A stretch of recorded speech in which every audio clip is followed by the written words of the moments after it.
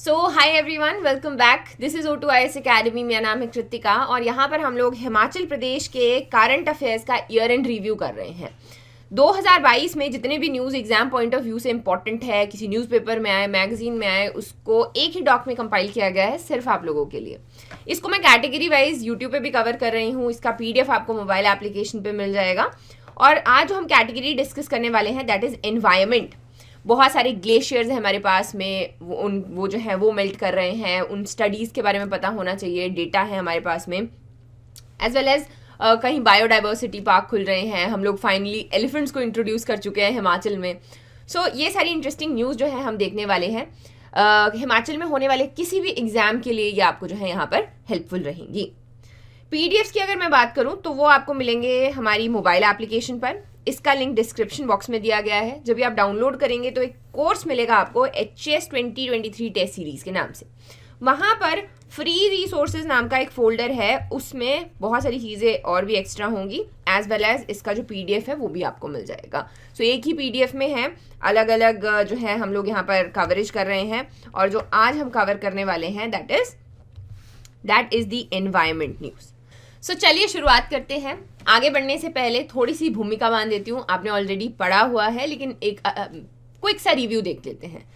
तो हुआ क्या, इंडस्ट्रियल रेवोल्यूशन आता है और उस टाइम में देखने को मिला कि बहुत सारी आपकी गैसेस जो हैं वो यहाँ पर उनका एमिशन हुआ, जिससे कि हमारे एनवायरनमेंट को प्रॉब्लम हुई या फिर अफेक्ट किया। फॉर द फर्स्ट टाइम कुछ ऐसे चेंजेस आए जो कि देखने लायक थे और आने वाले टाइम में इसके ऊपर काम करने की ज़रूरत थी। इसी के लिए 1972 में पहला कॉन्फ्रेंस होता है जिसको किसको जानते हैं हम, स्टॉकहोम कॉन्फ्रेंस के नाम से। अभी तो टाइम टू टाइम इनको रिवाइव किया गया, इनके बारे में बात की गई, but that was the first time जब क्लाइमेट चेंज को एक्सेप्ट किया गया।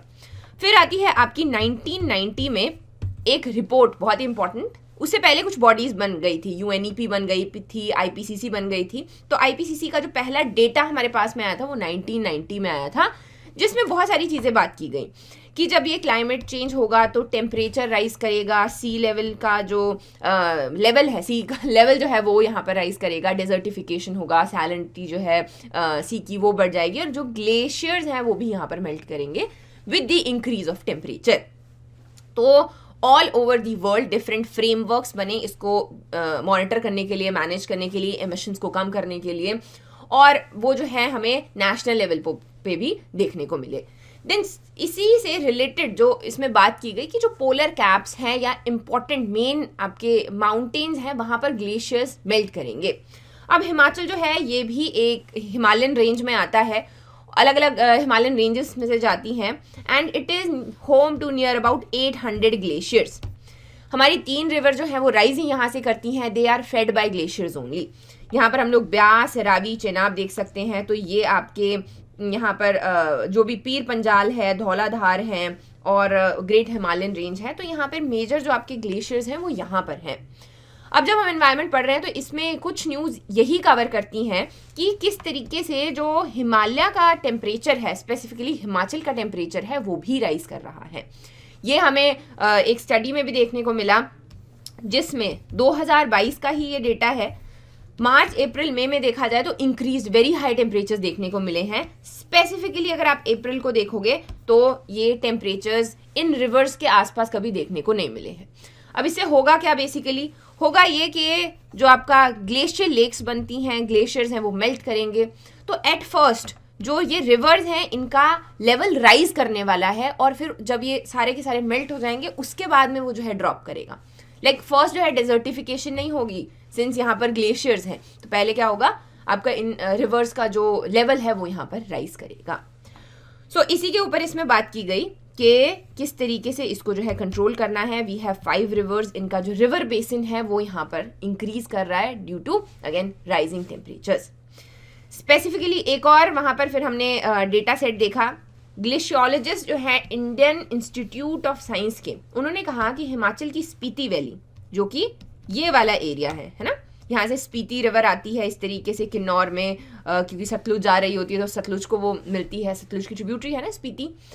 तो यहाँ पर देखा कि ये जिनको हम लो ऑल्टीट्यूड ग्लेशियर्स कहते हैं हिमाचल में, वो बहुत ही रैपिड रेट में यहाँ पर डिक्रीज जो है वो कर रहे हैं, यानी कि टेम्परेचर्स हाई हैं और स्नोफॉल जो है वो भी यहाँ पर कम हो गया है, जिसकी वजह से ये ग्लेशियर्स बहुत जल्दी ख़त्म हो जाएंगे।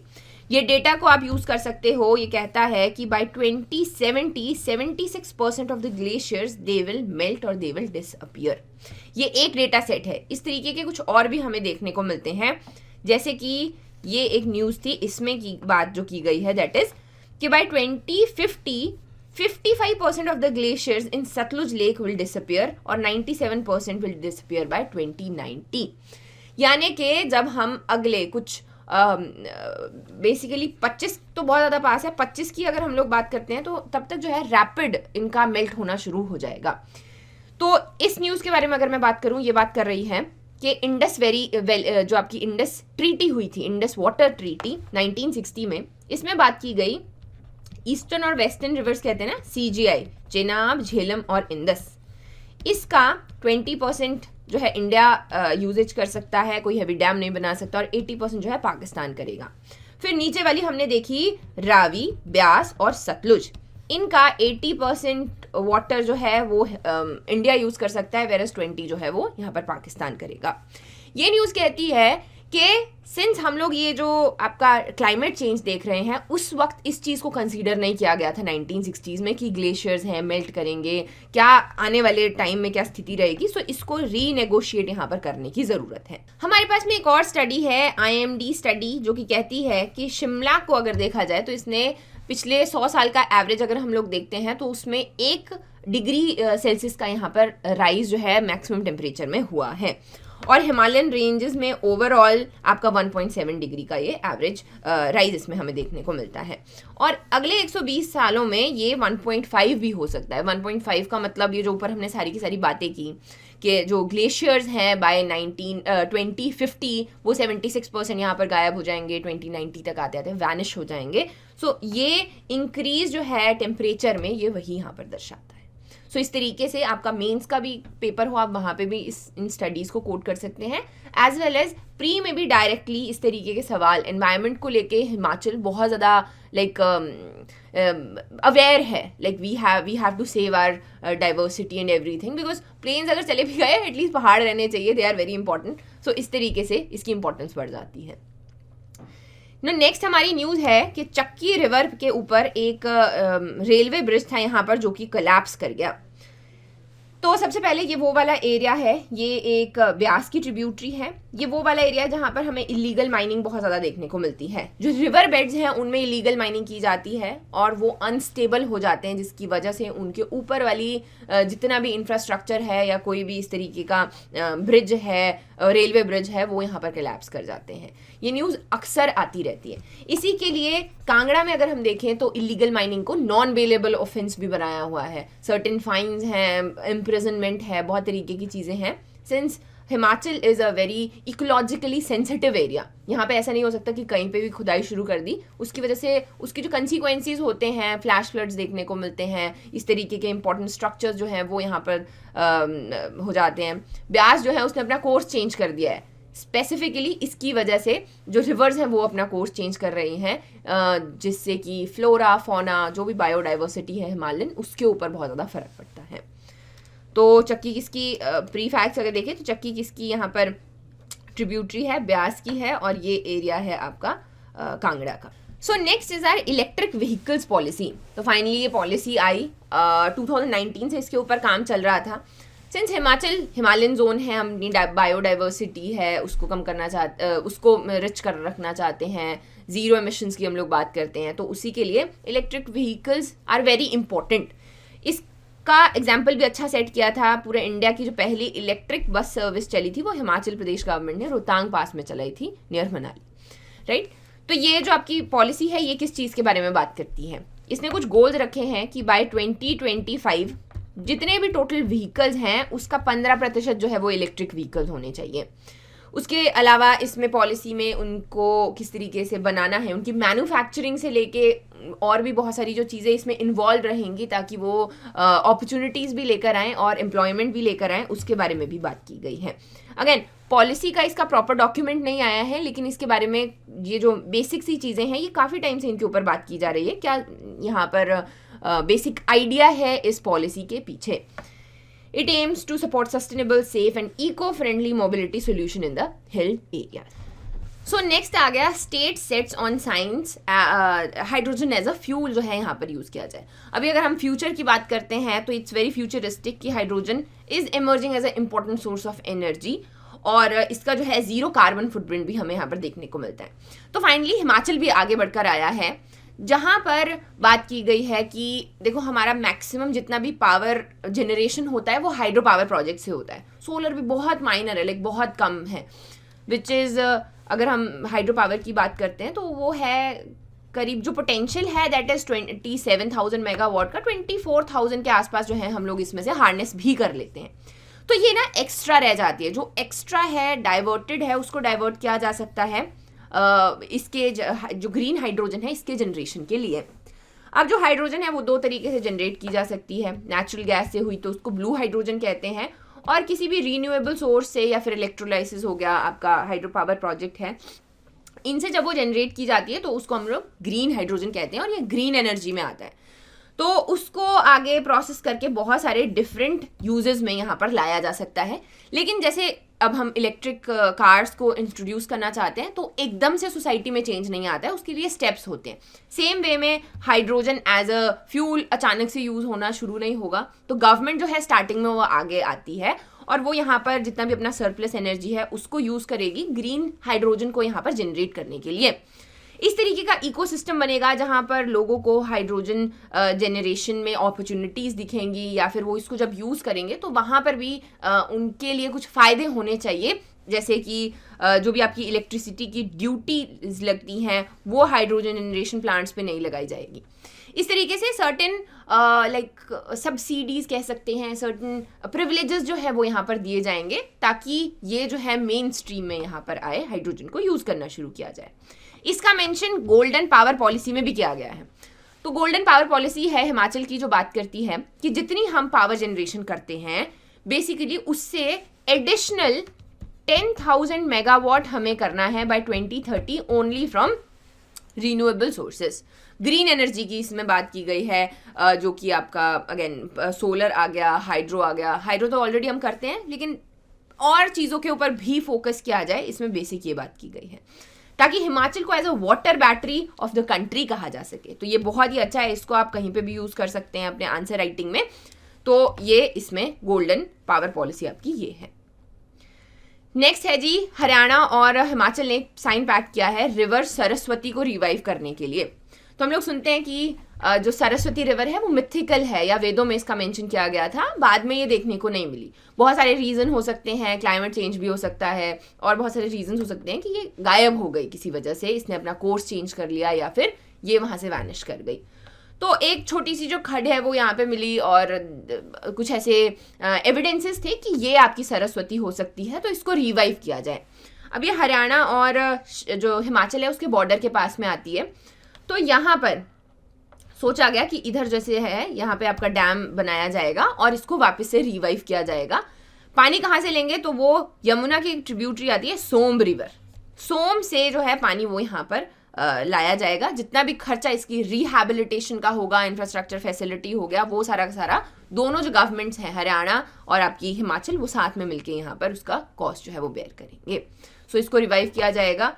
अभी देखते हैं, अभी डैम के ऊपर वापस से नोटिस आया था कि डैम नहीं बनाया है, उसका रिपोर्ट देना है, तो वो टाइम के साथ में हम लोग देख सकते हैं। नेक्स्ट है, हिमाचल का पहला बायोडाइवर्सिटी पार्क बनाया गया टू कंजर्व एंडेंजर्ड हर्ब्स। ऐसे स्पीशीज, प्लांट स्पीशीज जो कि अपने सर्वाइवल, उनका जो सर्वाइवल के प्रोस्पेक्ट्स हैं वो जेप्रोडाइज हो चुके हैं, उनको हम एंडेंजर्ड हर्ब्स कहते हैं। स्पेसिफिकली हिमालयाज में, जिनको हम भूल ही चुके हैं कि कैसे इनका यूज़ किया जा सकता था, उनके लिए ये पार्क बनाया गया है मंडी में, बुल्ला वैली में। तो यहाँ पर जितने भी आपके हम लोग प्लांट्स जानते हैं, अभी डिफरेंट स्पीशीज़ हैं, 1200 हैं करीब, उनको उगाएंगे। रिसर्चर्स जो है उनके ऊपर रिसर्च कर सकते हैं, एज वेल एज साथ में एज अ टूरिज्म के लिए भी उसको अट्रैक्शन बनाया जाएगा। फॉरेस्ट डिपार्टमेंट जो है यहाँ पर ये national mission on Himalayan studies के अंडर जो है इस प्रोजेक्ट को यहाँ पर बना रहा है। तो इसका जो आपका इम्पोर्टेंस है वो प्लेस को लेके है कि कहाँ पर ये बन रहा है, तो वो है मंडी में, भुल्ला वैली में। नेक्स्ट आ गया फॉनल रिपोजिटरी बन रही है सोलन में। जैसे ये फ्लोरा का देखा, अभी वो वनस्पति है, ये जीवन जंतु हैं, तो ये उनके लिए यहाँ पर बनाया जा रहा है और ये है सोलन में। यहाँ पर भी हिमालयन फॉनल रिपोजिटरी का म्यूजियम है, लोग आ सकते हैं, देख सकते हैं। बहुत सारी ऐसी स्पीशीज़ हैं जो कि which are at the verge of extinction, तो उनको भी यहाँ पर जो है उनका डॉक्यूमेंटेशन जो है प्रॉपर यहाँ पर किया जाएगा। नेक्स्ट आ गया नीड टू कंजर्व ब्यास। प्री का फैक्ट है, मेरी ब्यास जीवन की आस, ये भी इसी बारे में बात करती है कि ब्यास रिवर जो है रिलीजियस इंपॉर्टेंस रखती है, फिर टूरिज्म के लिए इम्पॉर्टेंट है, एज वेल एज जो वाटर नीड्स ये पूरी कर रही है वो तो है ही, तो उसी के लिए इसको हमें कंजर्व करने की ज़रूरत है। क्योंकि अब जब हम इलीगल माइनिंग की बात करते हैं तो वो हमें सबसे ज़्यादा ब्यास में ही देखने को मिलती है। बाकी ऊना का एरिया हो गया, स्वान वाला, तो ये जो पूरा पोर्शन है यहाँ पर, इससे बहुत सारी चीज़ें चेंज हो रही हैं। ब्यास अपना कोर्स चेंज कर रही है, बायोडाइवर्सिटी, फ्लोरा फौना दोनों यहाँ पर अफेक्ट हो रहे हैं।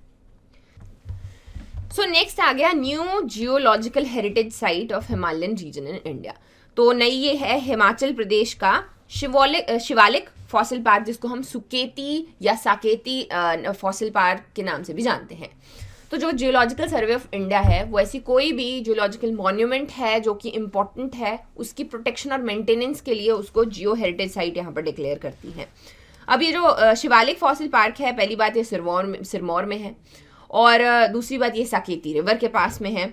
और यहाँ पर क्या है, आपके फॉसिल्स, प्री हिस्टोरिक टाइम के फॉसिल्स और स्केलेटन्स यहाँ पर हैं जितने भी शिवालिक में मिले हैं, तो उसके लिए यहाँ पर ये फेमस है। Next is Dhauladhar nature park. यहाँ पर बंगाल टाइगर्स को इंट्रोड्यूस किया जा रहा है। इसको हम लोग एक और नाम से जानते हैं गोपालपुर जू। गोपालपुर जू क्योंकि गोपालपुर विलेज के पास में है, और ये है आपका धौलाधार, ये यहाँ जैसे है, तो बड़ा हो गया, डॉट इतना बड़ा नहीं है, इससे छोटा है। और ये एक और चीज़ के लिए फेमस है, यहाँ पर एशियाटिक लायंस जो हैं वो भी इंट्रोड्यूस किए गए थे। फाइनली उन्होंने ब्रीडिंग की और फिर जो है वो उनका पॉपुलेशन जो है वहाँ पर बढ़ा। और भी बहुत सारे माइग्रेटरी बर्ड्स भी हमें देखने को मिलते हैं, जैसे रेडी शेल्डक हो गया, बार हेडेड गीज है, तो ये भी वहाँ पर हैं। सो नेक्स्ट आ गया cherry trees being infected by phytoplasma in upper Shimla. Himachal में चेरी भी उगाई जाती है और उसमें एक डिजीज़ जो है वो यहाँ इन्फेक्ट कर रही है, जिसको फाइटोप्लाज्मा कहा जाता है। यहाँ पर एक पैथोजन जो है लीफ हॉपर यहाँ पर उसको कैरी करता है और इससे प्लांट्स जो है वो ख़राब हो जाते हैं। तो इससे काफ़ी टाइम के बाद देखी गई। इससे पहले ये पीच वैली जिसको हम लोग कहते हैं, राजगढ़ सिरमौर की, वहाँ पर देखने को मिला था।